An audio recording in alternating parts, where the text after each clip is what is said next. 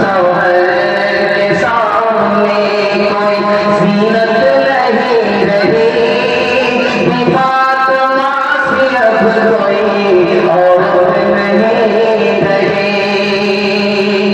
जलसा खत्म हो गया हर लाइन से। आपसे 3 वादा दूंगा, जिंदगी भर के लिए जलसा कामयाब हो जाएगा।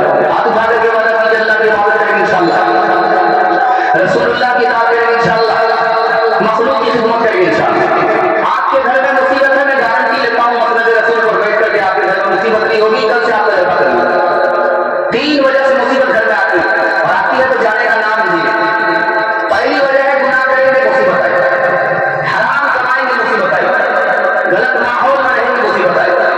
मैं मसनद रसूल पर बैठ करके गारंटी लेता हूँ, आप छोड़ करके दिखाइए, गुनाह छोड़ करके दिखाइए, हराम कमाने से तौबा कीजिए, गलत माहौल से निकल जाइए, मैं गारंटी लेता हूँ आपके घर में कभी मुसीबत नहीं होगी।